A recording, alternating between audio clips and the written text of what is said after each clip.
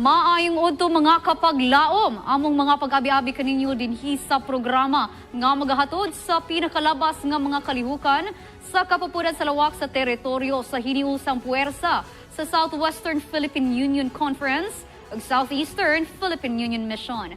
Kini si Analiza La Victoria. Karong adlaw ipagpahulay pitsa 23 sa bulan sa Nobyembre tuig 2024. Among iatod diha kaninyo ang mga pinakalabas nga balita nga nagasabwag sa kamatuoran ug nagadala og dagkong paglaom uban ang puwersa sa katawan sa Dios.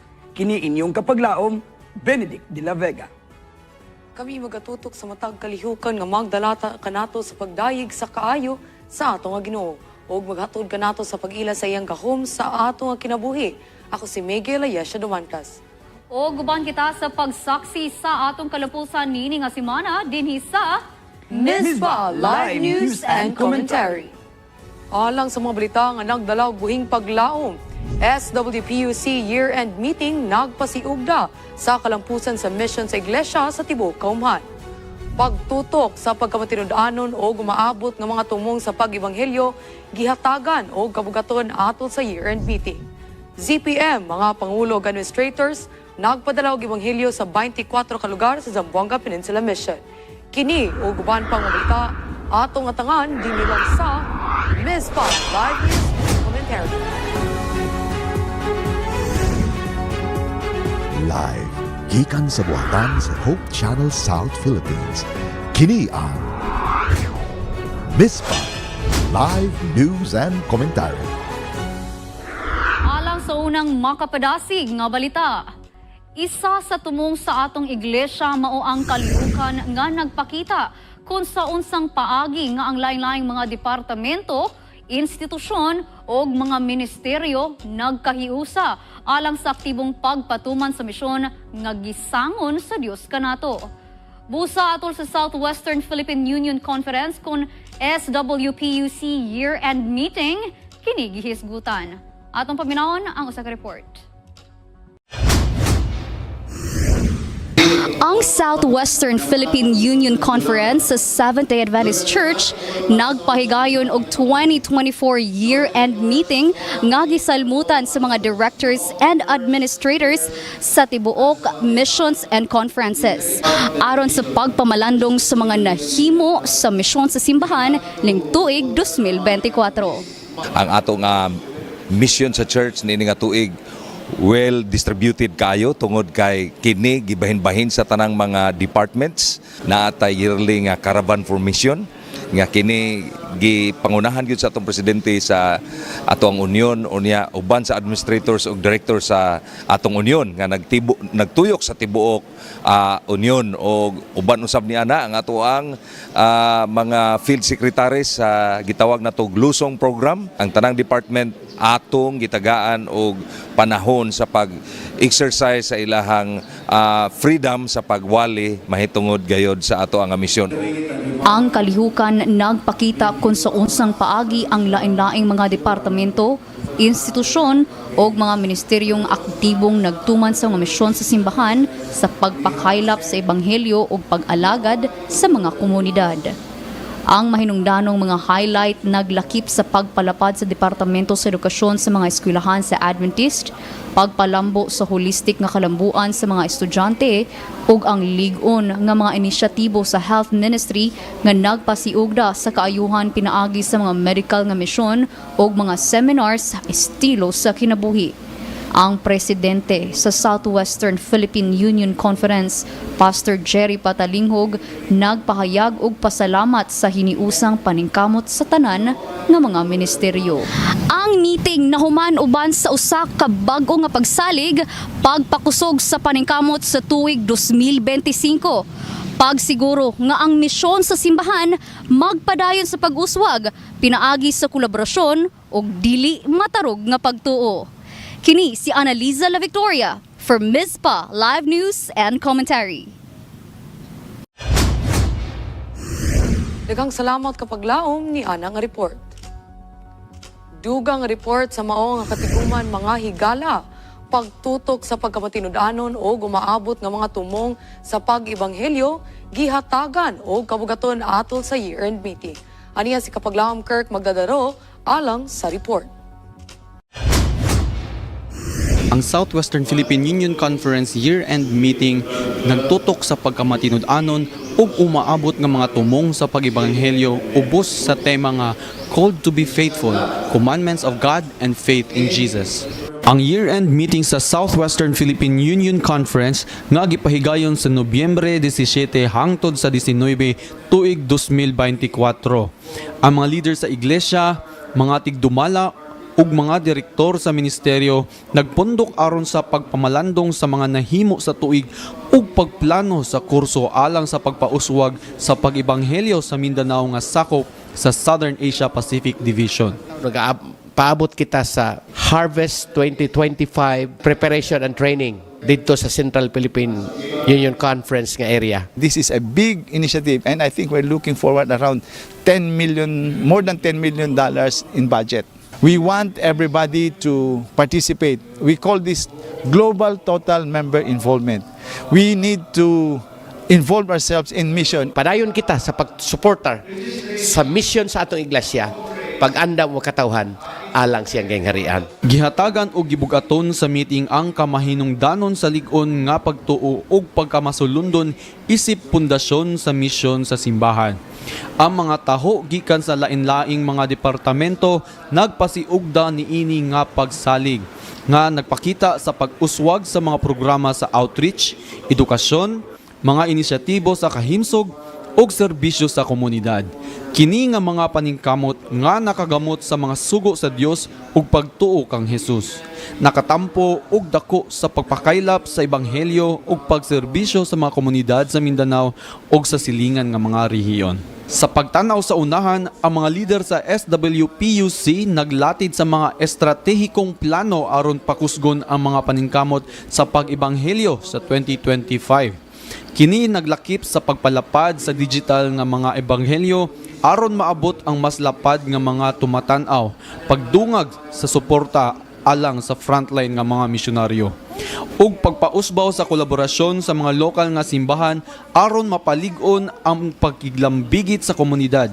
Ang mga inisyatibo nga nakapokus sa kabatan-unan sama sa pagbansay sa pagpangulo ug mga kampo sa misyon.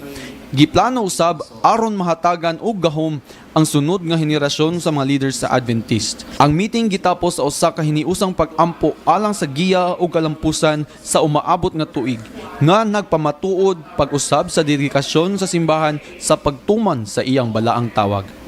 Uban sa nabag-o nga kusog, ang Southwestern Philippine Union Conference nagtinguha nga mahimog kahayag sa pagtuo ug serbisyo nga makatampo sa tibuok kalibutan nga misyon sa Seventh-day Adventist Church. Kini si Kirk Magdadaro alang sa Misbah Live News and Commentary. Back to studio. Daghang salamat Kapaglaom Kirk ni ana nga update. Mga higala, sa Zamboanga Peninsula Mission, mga pangulo o administrators nagpadala og ebanghelyo sa 24 ka lugar nga sakop niini. Aniya si Kapaglaom Aika Madil Sumbrana alang sa report. Aron mas mapadako ang kahibalo mahitungod sa panlawas, adunay pa nagtapok nga gihimo dinhi sa Central Mindanao University Adventist Student Center.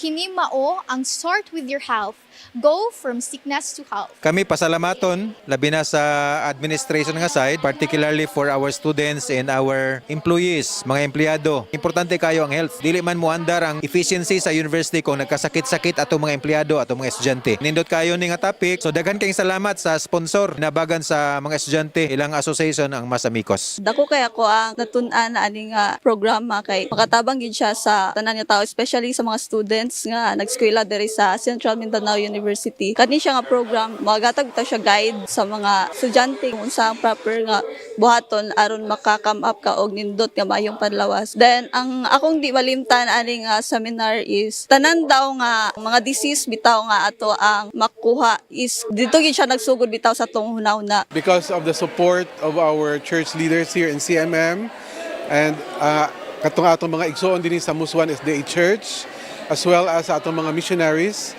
nag-combined force sila to put up this kind of program nga ma-revive ang atong mga kabatanunan with regards sa ilang purpose nga gusto sila magkakaton o at the same time makita nila ang connection between our health and our spirituality. So I praise the Lord for everybody who have supported this program. To God be the glory. And we've just finished 7 days of an evangelistic series. It wasn't just an evangelistic series, but it was also a youth camp meeting. And each day we had youth come and we had a spiritual time in the Lord. And it was just such a blessing. And then in the evenings, we had people coming from various parts of this area. And a lot of people made decisions for Christ. And we're so excited about what God is going to do. And I'm just so thankful to have been a part of it. Nahisulat sa ikatulong Juan, versikulo 2, nga ang Diyos naghandom nga kita makabaton og maayong panlawas. Busa ang kalampusan niini nga programa, dakong panalangin sa mga mitambong nga mga kaigsuunan. This is Janlyn May Ubanan alang sa Mizpa, Live News and Commentary. Daghang salamat kapag laom ay ka og padayon sa Kadasig, Zamboanga Peninsula Mission. Anhita sa Bukidnon mga igsoon, Women's Certification Level 4, mikabat sa 172 ang mga migraduar. Si Kapulaom Janlyn May Ubanan maghahatag sa report. Uban sa tema, In the Service of the King, I Will Go, ang mga kababainhan sa Central Mindanao Mission nagkatapok atol sa gipahigayon nga Women's Certification Level 4 and Graduation, dapit dinhi sa Central Bukidnon Institute. Ang kalihukan usa ka 2-day program diin gibansay ang mga mitambong aron mo graduar ug mo certify. Usa sa nakiglambigit niini si Kapaglaom Emanueleta Barrera. Usa ka pribilehiyo nga naka-appeal ning seminar. So na-invite ko for the 4th level in which mo graduate karon. Excited ko in the sense nga before retirement, nag-ingon jud ko sa akong prayers sa Ginoo, please give me the chance to help in the furtherance of the work. Mao ni siya nga chance, kay human naman ang kabisi sa work, after retirement, hopefully, God will bless and help me to be able to work in the furtherance of His work. Kini nga programa na pahigayon ubos sa Women's and Family Life nga departamento ni Ma'am Luwili Campañero. Malipayon ang mga kababainhan dinhi sa Central Mindanao Mission. Kay tungod karon mao ay second batch sa mao nga certification level 4 and graduation.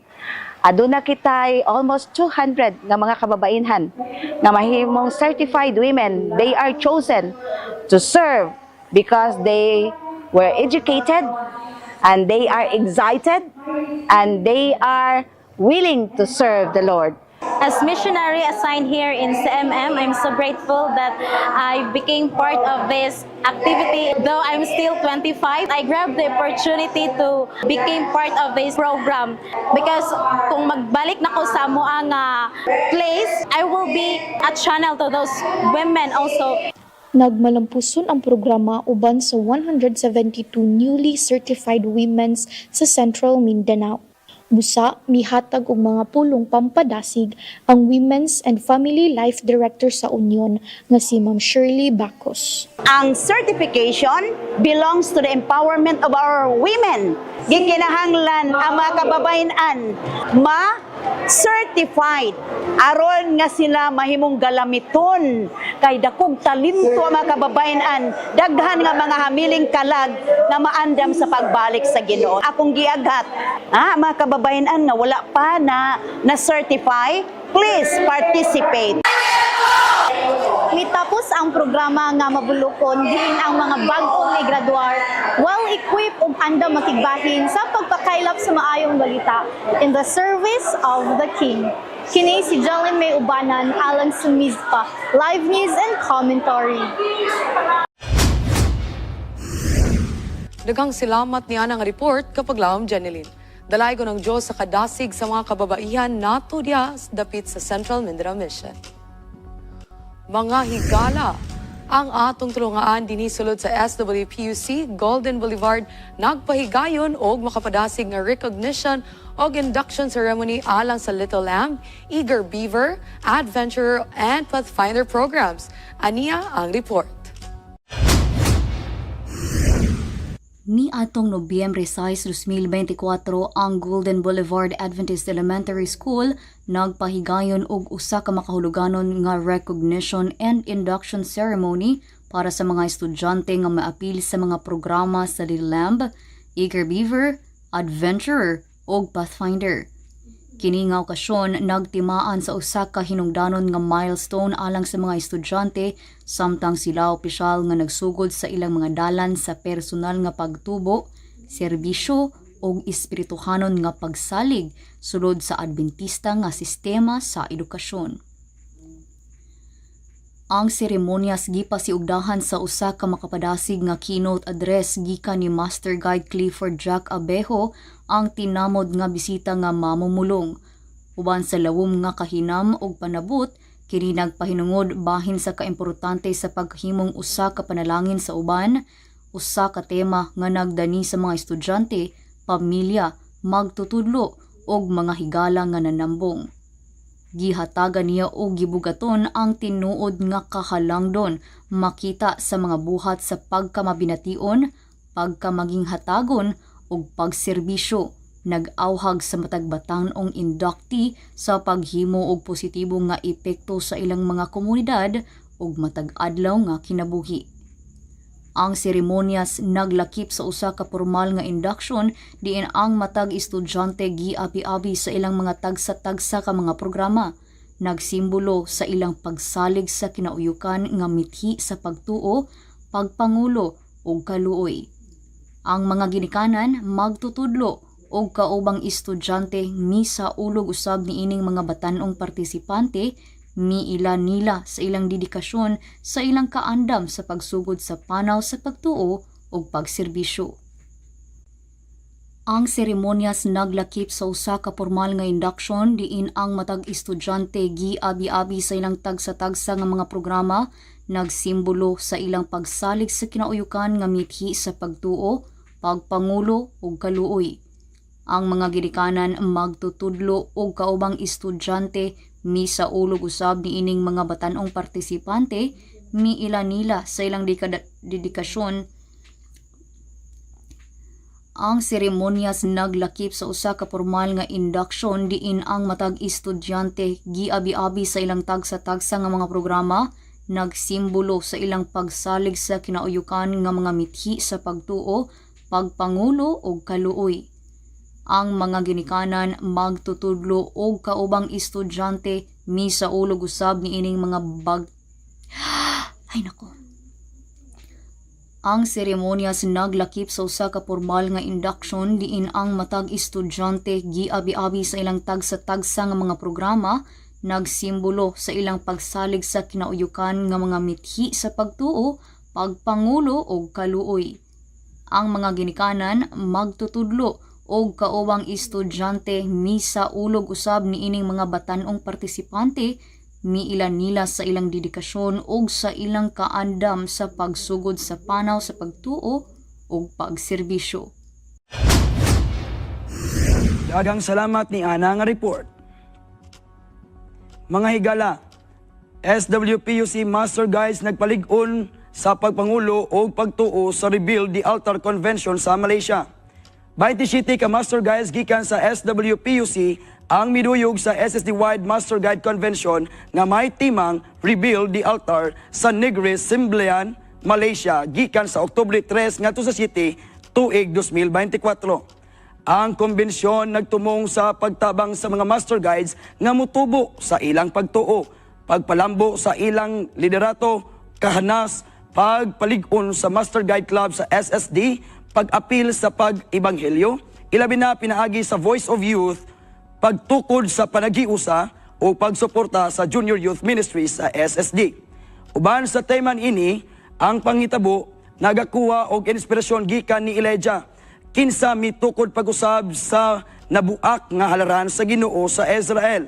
Kining gamhanang hulagway nag-umol sa misyon aron giyahan ang Master Guides sa pasiguli sa ilang personal nga espirituhanong kinabuhi o sa baylo makatabang sa pagtukod pag-usab sa pagtuo sa mga adventurers, pathfinders, kaubang master guides ug sa mga batan-on nga ilang gipanguluhan. Sa mamamulong sa kalihukan si SWPUC Youth Ministries Director Pastor Jennifer C. Coligado, gipainomduman ang mga master guides nga dili lang sila mga leader, kundi mga misyonaryo usab nga gitahasan sa pagpadako sa sunod nga henerasyon sa matinud-anong batan-ong mga disipulo. Og ang tibuok konvensyon nagmas mabinungahon uban ang uban pang mga speakers nga gikan sa SWPUC. Daghang salamat sa kadasig sa akong mga pangulo sa kabatan-unan. Sa pagbalik mga higala, mga estudyante sa Del Mar SDA Elementary School nagsidlak sa pagmadasigon nga kasulugan sa United Nations. Og mga higala, ikaw ba mahilig sa musika? Si Kapaglaom Tawing adunay nindot nga mga kasinatian kung unsa ang mga musika nga nakapahimaya sa Dios. Kini og uban pang mga balita atong saksiyan dinilang sa Mizpa Live News and Commentary. Ako de si Landry Lopez, no, taga Bitaog, Bansalan, Davao del Sur. Palahubog, dati ko nga palahubog. Nga as in ka grabe gid ka palahubog kay akong pangalan dili na mao. Ilisan na nila pangalan nga araw-araw. Kada adlaw na magkahubog. Sa sige pa ko og hubog-hubog kay dati usapod ko ka musimbag Domingo, pero gibati na ako ang kalibog tungod kay okay ra man nila nga magsimbag Domingo, okay ra kanang maghubog-hubog, okay ra niya. Gibati ko kalibog hangtod nga nagsige na ako og inom. Walay adlaw trabaho buntag, kahapon inom na giatupag, wala na panghuna-huna sa kaugalingon. Hangtod nga naglag-lag ko sa koang barangay rapod. Pag uli na ko hubog kay ko sa diha nga mo tipas na ko padulong sa mong balay agianan ang kilid simbahan sa Adventist. Time to nga muli na ko natingala ko sa simbahan nila nga na may amurag bibo ya kay hubog lagi. Abi na kong naikaunan. Dinilingkod ko sa pinakasuo kay hubog lagi. Adlo kong mahagbong sa koang lingkuranan. Kadugayan, pulong mas Ginoo gihisgutan. Naminaw ko tungod kay ang ako ang nabatian nga pulong sa Ginoo puros matuod ang ilahang ipangsaysay tungod kay gikuha man gid sa Biblia. Walay kabubuton sa tao nga ilang ipangyaw-yaw. So na-encourage ko hangtod gikan nato kada hapon moagi ko dito mo diretso ko sa Wabaw mag-inom gyapon.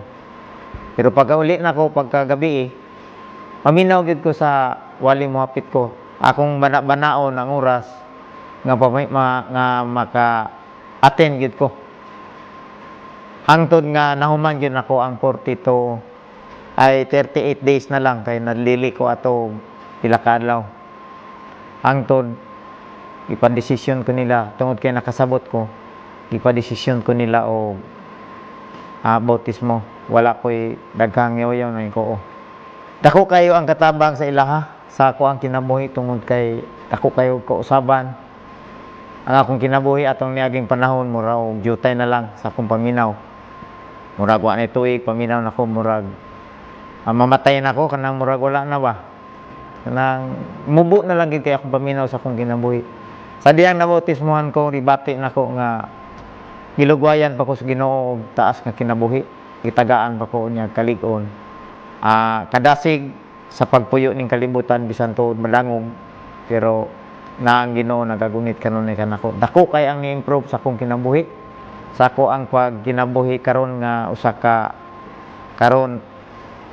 nako ka elder sa mong simbahan. Sa wala pa madugay na himo pud ko nga liman.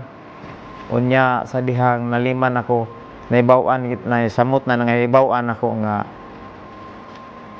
ang Ginoo ang Adventist mao gyud ang tinuod nga iglesia tungod kay naa dinha ang kamatuoran. Tungod sa mga pulong nga naa gyud sa nagagikan sa Biblia sa akong nabatian sa major ni matagabi nga naagi ka matuoran. Isa ka product sa Journey with God nga nahimong usa ka SDA karong panahon na o giawag ko kamong tanan nga mga akong kaparintihan dili na ta maglangan tungod kay ang kamatuoran nga akong ipangitagikan pa kaniadto ug hangtod karon ako nang nakaplagan dinhi sa Seventh-day Adventist isip dalan padulong sa kaluwasan.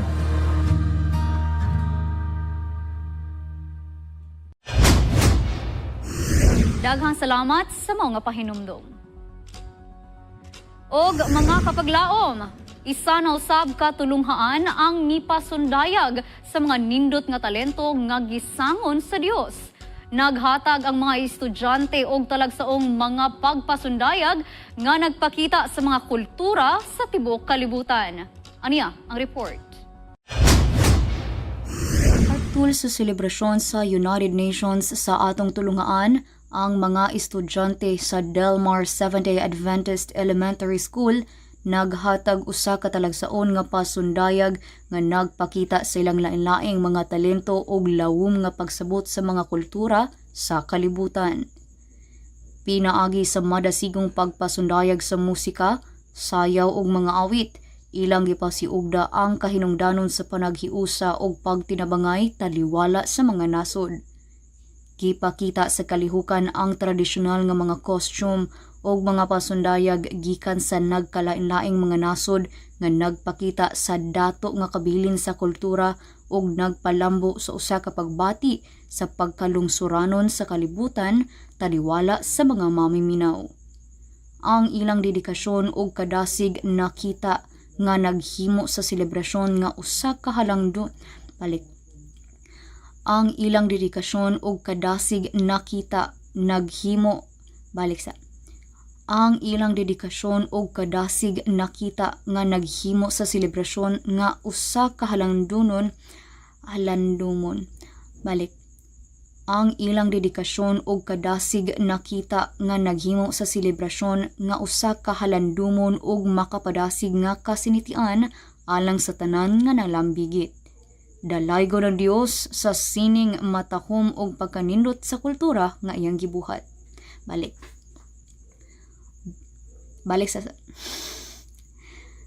Ang ilang dedikasyon ug kadasig nakita nga naghimo sa selebrasyon nga usa ka halandumon ug makapadasig nga kasinitian alang sa tanan nga nalambigit. Dalaygo ang Dios sa sining matahom ug makanindot sa kundaba. Dalaygo ng Dios sa sining nga matahom ug pagkaanindot sa kultura nga iyang gibuhat. Dalaygo ng Dios sa sining nga matahom ug pagkaanindot sa kultura nga iyang gibuhat. Gipakita sa kalihukan ang tradisyonal nga mga costume ug mga pasundayag gikan sa nagkalain-laing mga nasod ug nagpakita sa dato nga kabilin sa kultura ug nagpalambo sa usa ka pagbati sa pagkalungsuranon sa kalibutan taliwala sa mga mamiminaw. Ang ilang dedikasyon ug kadasig nakita nga naghimo sa selebrasyon nga usa ka halandumon ug makapadasig nga kasanitian alang sa tanang mga nalambigit. Dalaygo ng Dios sa sining nga matahom ug pagkaanindot sa kultura nga iyang gibuhat. Kudos Delmar Adventist Elementary School. Og mga higala, ikaw ba mahilig sa musika? Si kapaglawang tawi nga adunay nindot nga mga kasinatian kung unsa nga mga musika nga makapahimaya sa Dios dinhi sa Unsa Daw?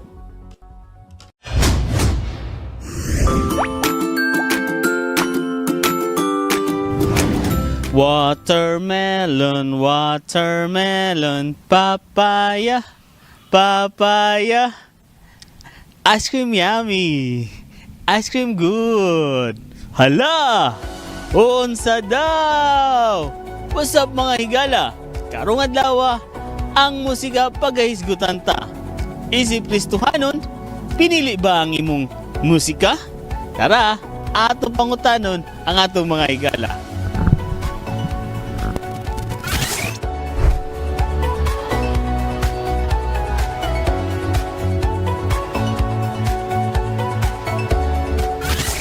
Isip usa ka Kristiyano or magtotoo, unsa man imong mga ginapaminawan nga mga musika? Ako na lang mga milo lang nga musika. May mga siya paminawon good kay relaxing na kayo ba? Selective po kasi akong music. Though wala ko nagstay sa isa lang ka genre. Gapaminaw ko sa unsa nga genre pero you know, dili ta mo listen sa music that's like na green jokes or double meaning, na swear words. So, inana akong music.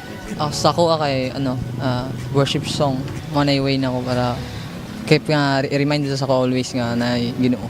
Col, para sa imo, unsa man ang mga kanta or mga musika imong ginapaminawan? Ako ko na mga Bisaya song. Dapat ba nga pinili ang mga musika nga atong gapaminawan or okay ra ba na dili? Pinili gyud na siya. Dapat pinili gyud na ta. Para sa ko dapat kay na may music nga para sa akong opinion na niya. Napoy uban nga na demonic mo nga music pod para sa ko napoy para sa praise and worship nga para sa Ginoo. Ado ko pares ang mga opinion sa tao ko nga kwan. Sa ako kana ra milo ra nga mga kwan sounds musika If kini lang specific music taste, dili ta mag-judge sa ila ha. It's their choice. Kung wala siya nakakuha sa ilang konsensya, then choice na ila. Pero if okay sa imong konsensya, then that's your choice also. Pinili kaya po ng mga musika nga nakahulugan ba? Kaya po sa mga meaning, magkapaminawon mga patsadang paminawon. Now, ang music mo na mga epekto sa to agad kita nga tagapaminaw bitaw. So, kung nakadepende po na sa music nga mong ipaminaw, mapiktan pa rin mong emotion, imong buhat. Gana. Like for me, I like pop music. Others would prefer maybe mga classical music that doesn't have any lyrics. So that's fine for them. Even nagkaroon kay Christmas na. Makaraan na Christmas nga mga sounds ba nga Christmas. Mga karaan bitaw, sana paminahon ba? Makahatag pulog kakuan sa atong kasing-kasing. Makaandom-dum to ba? Kay we are already living in a world nga very much influenced na kaayo. So dapat choice man na nato. So that's each person's choice. Dili pod nato na siya i-enforce atong isig ka Kristohanon pod. Unsa daw? Mga higala, akong ibilin, diha kaninyo ang inyong paglantaw ni ini nga topiko. Ang Colossus 3:16 nagingon, papuya sa inyong kasing-kasing ang bahandi ang mensahe ni Kristo, pagtinudluay o pagpahimangnuay kamo, uban sa tanang kaalam, pag-awit kamo mga salmo o balaang mga alawiton o awitin ninyo ang Diyos, uban sa pasalamat diha sa inyong mga kasing-kasing. Kini si tawing galigo ng utana. Unsa daw? Dagang salamat ni Ana kapag laom tawing. Iglesia Adventista, musalmot ba sa pagsulog sa kalibutan sa Kapaskuhan? Unsay teolohiya sa Pasko? Unsay angay buhaton sa matag Kristiyano sa pagatubang sa mga kritisismo sa nagkalaing-laing opinyon mahitungod sa Pasko? Kini ang pagabatbaton sa presidente sa Mountain View College, Dr. Rimuel Tornalejo, sa Mizpah Commentary. It's a beautiful afternoon mga kapaglaom, and salamat kayo kapaglaom Benedict and kapaglaom Annalisa for delivering us the news from all over missions and conferences sa mga different regions, offices of the Seventh-day Adventist Church diri sa Mindanao. Mga kapaglaom, end of the year na halos and end of November na almost, And most of us have seen Christmas lights o nakadog na po no, sa ginaingon pa gina-post sa tong Facebook, gigawas na gyud si Jose Marichan. So daghan na gyud kaayo ang mga Christmas songs or mga posts about Christmas, nangayog Pinaskuhan and all, nga nag-remind sa atuad that the world is again celebrating Christmas. But what is the stand of the Seventh-day Adventist Church when it comes to celebrating Christmas? And I would like to introduce to you our guest this afternoon, who will be sharing to us his expertise on knowing or explaining about Christmas, especially on the stand of the Seventh-day Adventist Church. The president of Mountain View College, Dr. Remuel Tornalijo, is with us. Hello po, Pastor. Good morning, good afternoon, and happy Sabbath. Good afternoon, Ma'am Charm, and happy Sabbath sa atong lahat ng mga tagapaglaom. Happy Sabbath to all of you, and thank you, Ma'am Charm, for having me here this Sabbath.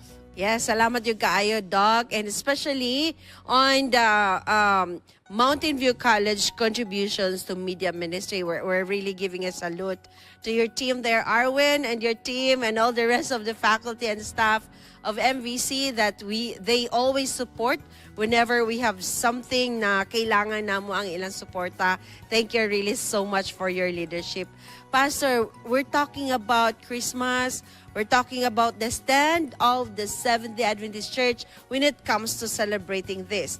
Are we, as a Seventh-day Adventist Church, joins the world in the celebration? Thank you very much for that question, Ma'am Charm. But before I proceed, let me greet in a special way MVC family. I know many of them are tuning in right now. And of course, to all sa atong mga kapaglaom all over the world. Our program is watched over the world, and so this is a great contribution to the ministry of the church. Now, going back to the question, kung kinahanglan o dapat ba nga atong pag-celebrate sa Christmas sama sa kalibutanon nga pamaagi. Now, that is... Or are we joining? Are we joining? Yeah. That's a bit of a tricky question. Kaya nga naman, first, let me clarify nga dili ta mag-celebrate sa Christmas sama sa pag-celebrate sa kalibutan. Okay? But then again, the question is, are we allowed as a church to celebrate Christmas? Yes. So, let me clarify on that point. As a church, wala tayo official stand or statement on how to celebrate Christmas. Meaning to say, now we can celebrate Christmas as an individual, practice or opinion. Kaya nga naman, ang church wala nagadili. Dili ta pwede mag-celebrate Christmas. Apan, ang ginadili nga ang pag-celebra sa Christmas sama sa kalibutanon nga pamaagi. And let me explain more, Ma'am Charm. Yes, go on, Pastor. Matawag na to mga kapaglaom, mga kaigsuunan kanang pag-celebra sa Christmas nga kalibutanon kanang love is spending, kanang you spend your time in frivolity, in drunkenness, or gitawag na ito nga pagpatuyang ba sa kalibutan. Kana ba yung Pastor, mangutang, mag-loan, araw na ay ipambutang sa Christmas? Yeah, definitely. and much more than that, kanang palabi o gasto, o kanang gitawag na ito nga sa kahilayan, sa kalibutan. But that is not in line with the principle of the church. But going back to the question, are we allowed? Yeah, individually, we're allowed to celebrate Christmas. Because the point there about Christmas is what is in the spirit. So then that goes to my next curiosity, Pastor. What is the theology of Christmas? Because you said the church doesn't have a stand whether we are whether ipa-join ta or not. It's like our personal opinion. Yes. So therefore, it's something that maybe the Seventh-day Adventist believes also. Okay. So what is the theology then of Christmas? There are guidelines that we need to look into, but let me look into first, as you said, the theology of Christmas. First, sa Gospels, na ay mga dinalan nga nagpahayag nga si Kristo na tao. Okay. Ampan, dili definite nga si Kristo na tao sa December 25. All right. And based on the context of the situation sa Palestine during the time, December 25 could not be the most appropriate time because it's very cold that time, di ba? But the point there is, Christ was born. And that's all about Christmas. Going back in the early times, ito sila nga ang Christmas pagan practice. Yeah, because December 25 was practiced by the Romans in celebration with Saturnalia, a season of festivities because of sowing and other practice related to their lifestyle. But later on, makita na to nga ang mga pagans use December 25 to honor the Invictus Solis, the invincible sun. Later in the Christian perspective, they adopted December 25. So kumbaga, Pastor, it started not as Jesus' birth, kumbaga ang ila ang pag-remember ato. It started as something else. Pero as nag-evolve ang panahon, mo lang to nga time nga, ila nang gi-honor kan Jesus Christ nga birth ang koan. So therefore, Pastor, it started in the 5th century, and that December 25 was affiliated into the birth of Christ. Mo na nga, Christmas, it's a mass during the eve of the birth, or before the birth of Christ. It's Christ Mass. Yeah, yes. Okay. So therefore, Pastor, we can, as a church, say that we believe, of course, we believe that Jesus Christ was born. Correct. That's part of the gospel. Okay, yeah. And that is what we believe. That's why we are Christians, right? So are we saying now that we can celebrate Christmas, but we are not joining the entire world in remembering that only on December 25th? Yes. And much more. Ma'am Charm, mga kapaglaom, let's take note that Sister White has a very enlightening counsel regarding how to celebrate Christmas. I quote from Christian Home 477 onwards, naigon si Sister White, Christmas is coming, and the New Year is coming, and let us take this opportunity to celebrate, to make this season a season of giving, paraphrasing Sister White, for those who are needy, for those who are helpless. And going further, naging siya, dili sala, it is not sin to put up a Christmas tree. Oh, I like that. Mga kaigsuunan, mga kapaglaom, look into the Christian Home. Look into the Christian Home. Sister White said, it is not sin, dili sala.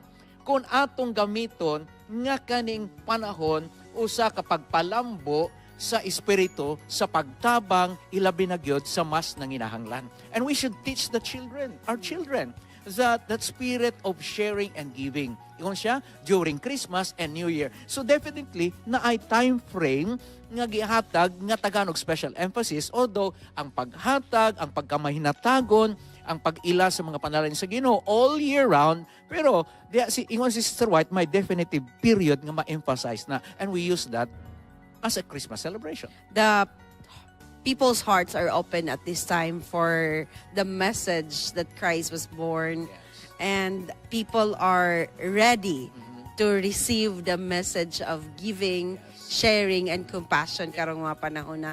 So mo na, Pastor, no, i-take yun ang opportunity, i-take na tong opportunity for our message to penetrate to their hearts. Pastor, quick answers. You can answer yes or no. You can elaborate. You already have mentioned that Sister White said that it's okay to put up a Christmas tree. Is it okay nga manaygon ang mga kaigsunan Adventista? Yes.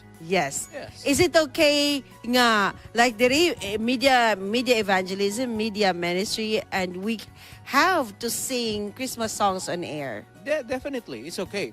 But let me clarify that kaning ato mga activities for Christmas to benefit the needy. Because going back to the point, ingon ni Sister White, we can put up Christmas trees, we can wrap gifts, o kanang mga gasa, alang sa mga nanginahanglan. So ato mga pagkaruling, sa una sa gagmay pa mi, gapanaygon po mi sa simbahan, o ang among mga dawat nga itlog, bugas, amo po na ginahatag sa mga kabos ug mas nanginahanglan.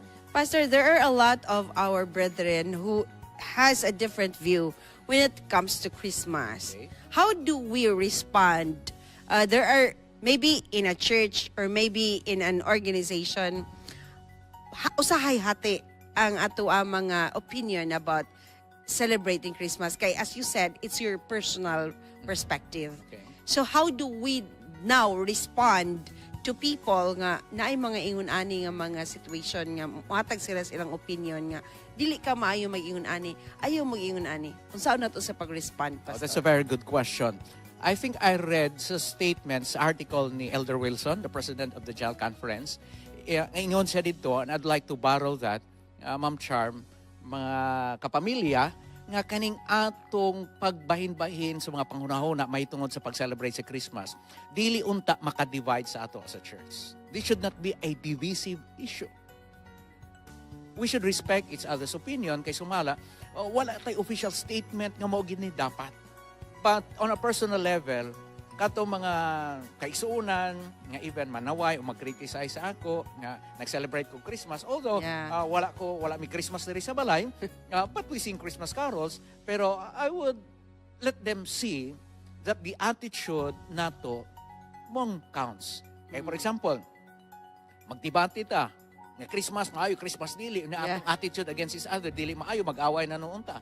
And so for me, I respect people nga dili sila ingon nga Parihag Christmas o parihag pagtuo o beliefs o perspectives sa ako, I can deal with them with love and kindness. Just the same. For example, ikaw, dili ka ganahan o Christmas, ikaw mag-criticize ako nga, kana si Pastor Tonalio, dili siya maluwas, pagano na, kaya naga-Christmas siya. Niya, imo kong laiton. And that is reality. Daghan mga inana nga statement, Pastor.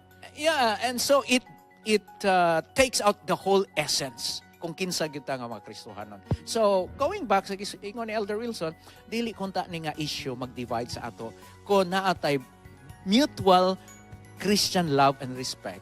Kana ang mga feelings of animosity, regardless atong managkalahay tingali nga pagtuo bahin ni ana, dili na makakos og division sa solo. So in short, Pastor, when somebody will tell us that, we have to show our love even more. And kindness even more, and understand the perspective of the person telling you that. Okay, let me emphasize. No offense intended. Ang pangutana sa ato, sa ako, sa imo, who is more loving? Kanang nag-celebrate og Christmas o kanang dili nagtuo og Christmas? So that's a very practical question. O kinsay, kung ikaw dili nag-celebrate og Christmas, kung mas loving pa ka kaysa ako, I must submit. Pero that's the point there. It shows kung kinsa kita, the essence of what Christmas is should be demonstrated on what we believe and how we live as Christians. Thank you so much, Pastor. I believe that it is clear and the message is well understood. Pastor, it's now your time to address to our viewers on the opinion, on your opinion, or maybe on the divided opinions about Christmas, something that you want to tell them. Yes, thank you, Ma'am Charm. Once again, I'll go to the point of my personal conviction. I am in favor of celebrating Christmas. Dili sama sa pag-celebrate sa kalibutan. I mentioned that. Personally, sa among balay, I grew up nga walay Christmas tree, walay Christmas decors. My wife loves it, but wala po siya time. But the spirit of Christmas is there. The spirit of giving, the spirit of praying for each other, and the spirit of love and kindness. Balikan ako ang punto ni Sister White. Let us take this opportunity to teach our children what is the essence of real Christmas. And that is about Christ giving Himself para sa atong tanan. So Christmas, thinking about Christmas is thinking about Christ, the greatest gift of all nga atong nadawat. And we should share that gift, mga kapaglaom. And the sharing of that gift is also through gifts and our attitude to one another with loving kindness as Christians. Thank you so much, Dr. Remuel Tornalejo, and thank you so much on your leadership at Mountain View College. Ay daghan salamat mga kapaglaom for always supporting our school, our Adventist education, and of course, our media ministry. Mga kapaglaom, let us take this season as a season of giving, as a season of sharing the love of God, especially to the needy. Atong ibalik ang kapaglaom Annaliza and Benedict alang sa dugang nga mga detalye. Daghang salamat kapaglaom Charm ug Dr. Remuel Tornalejo niya nang nindot nga diskusyon kabahin sa Kapaskuhan. Ang Dios magapanalangin kanatong tanan. Og mga igsoon, ani usa ka sugilanon sa paglaom din gipalanog niya ang Hope Channel sa kasilinganan pinaagi sa pagpakusog sa speakers og tungod sa Hope Channel ang iyang kahibalo na dunggan og ang iyang pagtuo mas niligon. Ani ang sugilanon ni kapaglaom Gonzalo Sabuera dinhi sa Stories of Hope.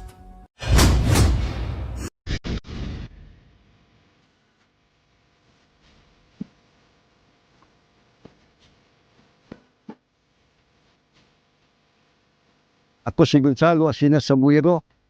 Nahimo kong tigulang mga more than 20 years na sa iglesia. Pero karon ng edad na ko, gihatag ko sa mga bata, no, ingon na lang, ako na lang ang depender o advisor sa iglesia. Karon, tungkol sa Hope Channel, ang akong kabalo na dugangan niya, ang akong pagtuo mas nalingkon ni noon. O niya, makadipinsa ko sa atong iglesia kung doon ay mga taong musulod din nga nagapumahayag sila nga gawas na sa balaang kasulatan ang nagapumahayag. Kung magatanaw to sa Hope Channel, gawas lang kung magtuon ka sa Biblia, doon natin nakakuha. Pero doon na pong yung mga sekreto dahil nga wala na ito maibalui. No, gikan sa uban kaya ilabi na na kita nga lokal nga iglesia ang ating libon Bible yun, no? Apan sa Hope Channel, ma-relate nila dito nga ang original gikan sa Hebreo ang atong karaan nga Bible nya sa bago ba ang Grego nga pagkasinultian. Busa nga masaysay dito, kung na ba'y konflikto sa Bible nga pag-interpret sa Bible. Nya sa dato sa mapahayag, maduga nga atong kalam nga may baluan na to. Nya, burag ang atong pagtuo, burag anam kaligo, no?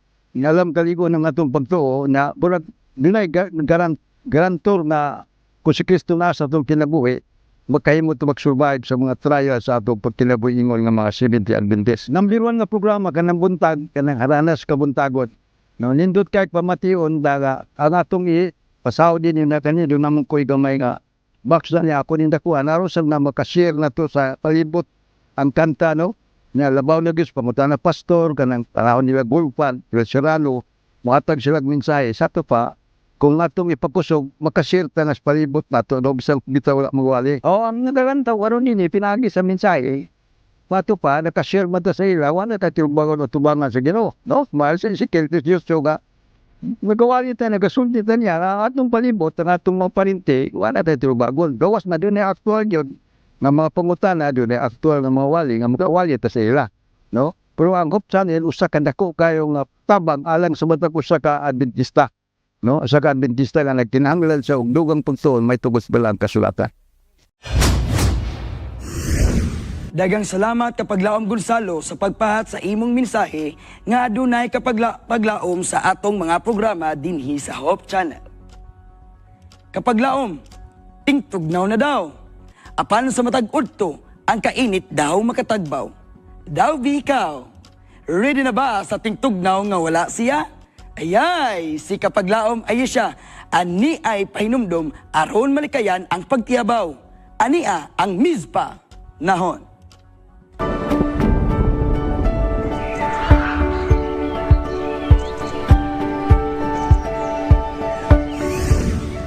Usa na pud kasi man ang gilabay mga kapaglaom og kami nasayod lahi-lahi nga panahon ang atong natagamtaman.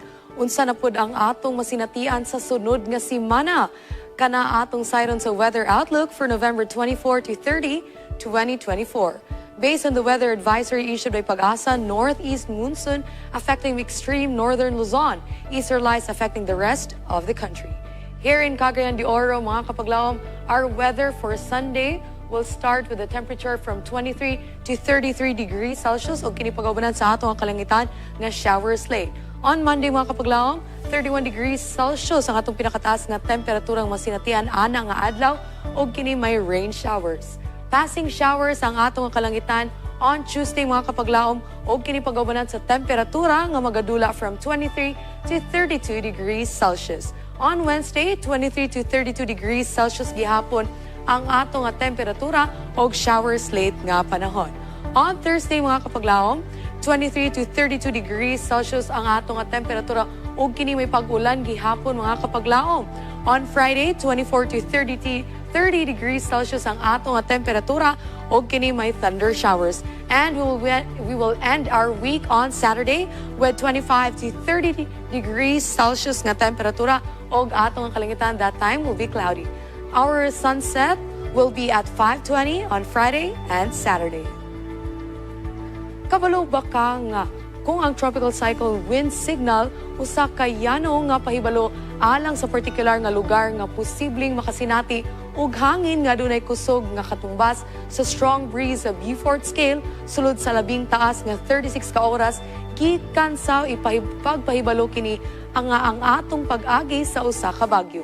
Ang matag wind signal adunay katumbas nga gipaabot nga hulga sa hangin gidugayon sa oras sa dili pa magsugod ang gipaabot nga hulga o mga posibleng epekto sa maong lugar.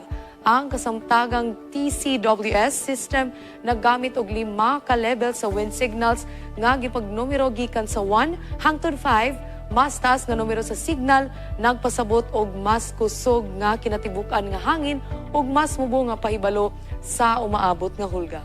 Hugot panahon na pagkita mga kapaglaom.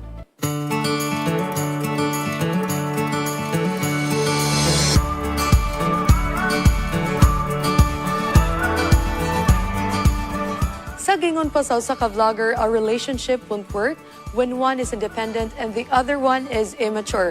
Busa sa pagpili mga kapaglaom, apila ang maturity. Kaninyong Miss Ron, Miguel Ayasha Dumancas. Till we meet again doon sa Miss Pa Nahon.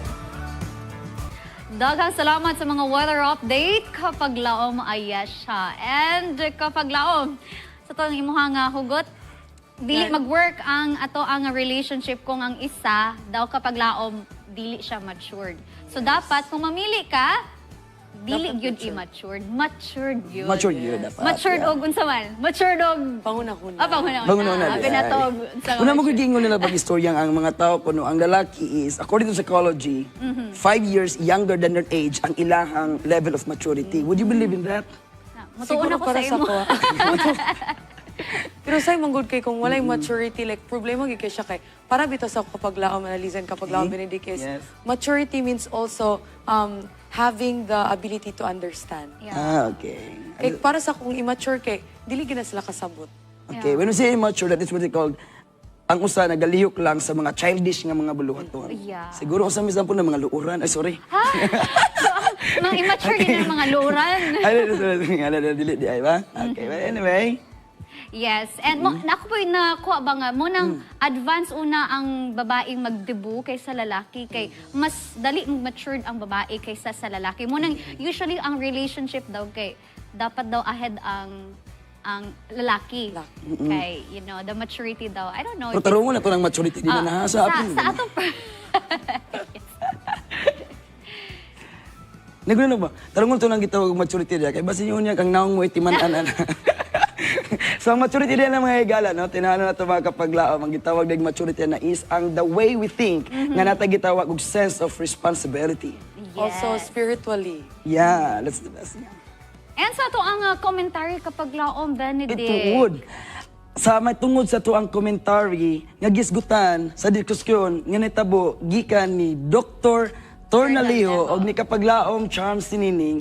Diha na to nahibaluan nga kini ding ato ang celebrar sa maong kapaskuhan kung kita di ay magahimo no dili din nato butan ang usig katawo pud nato nga kung mag-celebrate sila ikaw dili ka mag-celebrate then let them go no let them celebrate rather no og ikaw pud og ganahan ka mag-celebrate padayon kung dili po ka ganahan di wala problema aron nga mamahimong kitang tanan magahiusa ra dagi hapon og dili kita manag-away sa unahan. Yeah, as long as we feel the spirit of giving kapag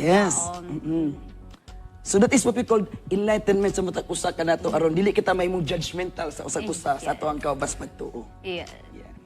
And kapaglaom Benedict, thank you so much sa pagdawat sa task nato today nga mamahimong male anchor sa itong Miss Pa Live News and Commentary.